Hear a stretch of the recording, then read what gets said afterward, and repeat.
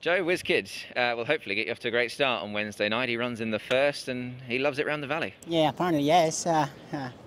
He did win last time over there very impressively.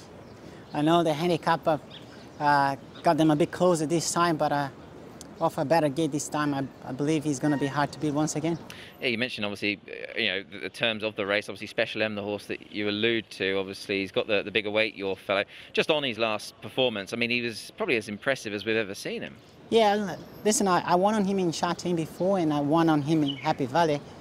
Last time, right away, I told Tony that he seems to be a Happy Valley specialist, He just goes so much better over there. I know he's a young horse on improving side, but apparently he's going very well, and once again, I have to indicate that I will be very surprised if he gets beaten. He's got the extra £5. Is it easier for a sprinter to carry a bit more weight, say a top weight in a race like that over a shorter trip? Well, a shorter trip helps, but he's also a kind of a solid, strong kind of a horse, which helps a lot, So the handicapper might have done the job, but probably not. Just quickly, just going back to Sunday, I want to ask you about Excellent Proposals run. Obviously, that was a decent showing from him there in the mile. I imagine you and John were very pleased with that. Yeah, I was extremely happy. Golden Six seems to be a star, probably the best horse that has ever turned up in Hong Kong.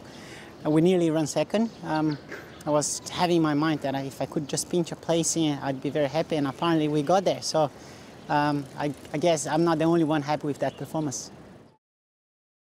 Lyle, Valiant Elegance is a horse that you know very well. He managed to win nicely last time, and he'll go to war again at Happy Valley on Wednesday. Yes, he's a horse that's been in great form. Obviously, we formed a good partnership together as well. In the past, draw one probably would have been a slight negative because he's not very fast out the gates, but then he's got a lot of natural speed.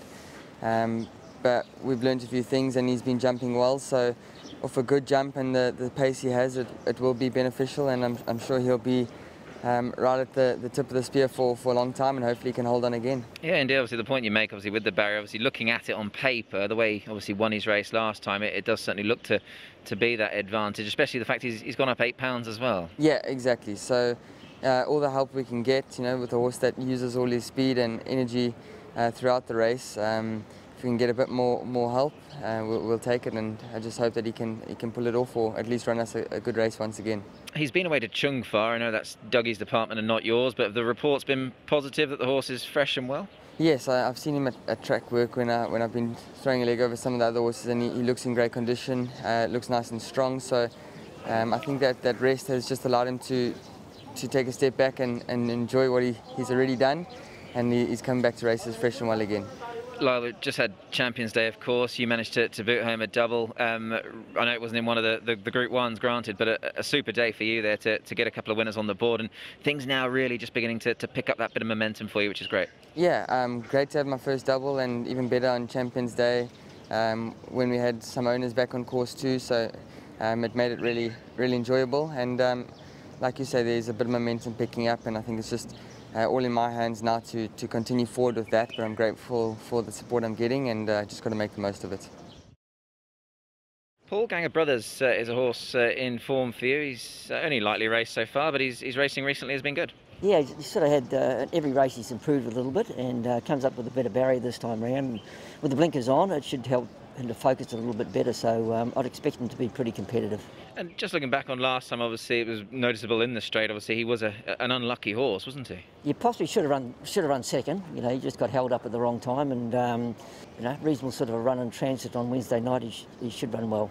Yeah, Gate 4 obviously makes the job that little bit easier, and you've got Zach staying on as well, which has got to be a positive. Yeah, well, Zach advised to put the blinkers on him after his last start. He said, he really got lost a little bit, so he's a pretty genuine horse, and I think the blinkers will help a lot. And just on the sort of the form of your stable, the horses are ticking over quite nicely at the moment. Was Rev Parisienne as much of a shock to you as it was to everybody else?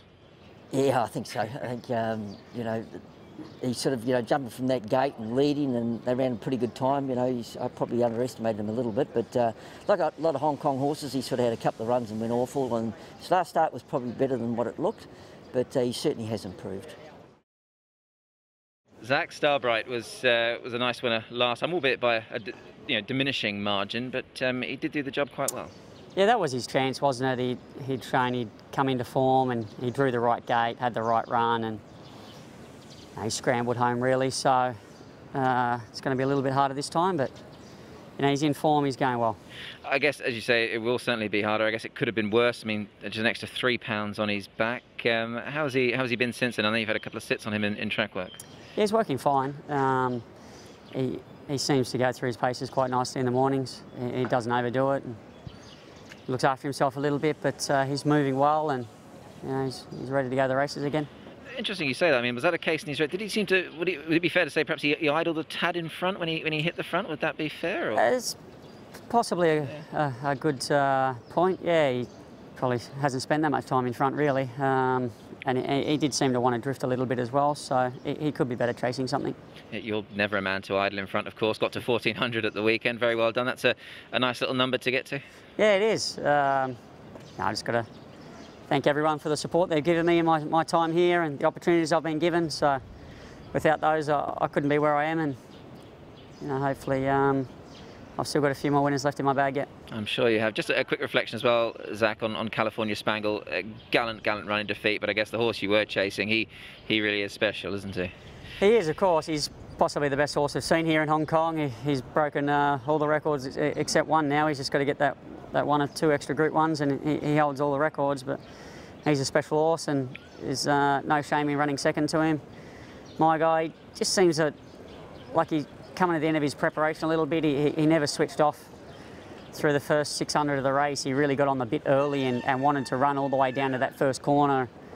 I couldn't get him to come back underneath me. And once he got to the corner, of course, then he relaxed, but he'd burned himself out a little bit by the time he got there, and then got challenged early in the straight and fought on well. It was a very good effort, but he probably just needs to learn his craft a little bit more if he's going to be able to take that next step. He's an exciting prospect for next year. We look forward to him. Yeah, he is. He's going to mature in the off-season. Both the 4-year-olds, obviously him and Romantic Warrior, look like they're pretty special, so they'll both do well with a break and come back fresh next season. Blake, Nervous Witness will line up at the Valley on Wednesday night. You were the man on board down the straight at Sha Tin last time when he was successful. I guess getting to the city circuit on this guy is an exciting prospect. Yeah, for sure. And I'm really excited to be riding him again. He's a well-spruiked horse. He's got a lot of ability, and you know, he's boasting a really nice record. And his win last start, I thought, was really courageous. He had to fight really hard from the 300 onwards when he got challenged, and he showed some really good qualities.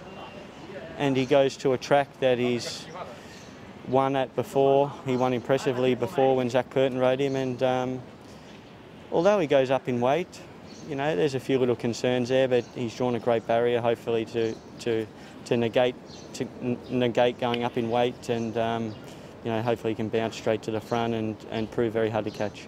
Talking of obviously the weight and the way the weights are framed, he's now giving 11 pounds to Stoltz, who obviously got within hailing distance of him at Sha Tin last time out.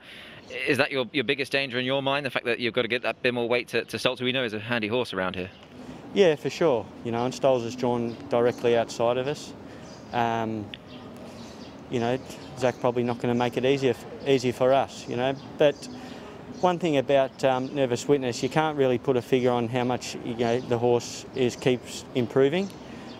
We've seen great signs of the horse in his track work, that he's relaxing, and his character, you know, he's getting better all the time, and that's hard to quantify in lengths how much the horse is developing. So we think he's a really promising horse. I don't really know where he's going to end up in terms of long term. But what I've noticed is he's just enjoying his work a little bit more. He's actually understanding his job a hell of a lot more. And, you know, yes, he's got high speed, but if he can just harness that and breathe and enjoy it in his race and even his track work, it probably makes his training and David Hayes' job a lot easier. So it helps everyone. And, you know, he's an exciting talent, and I'm just rapt to get the opportunity.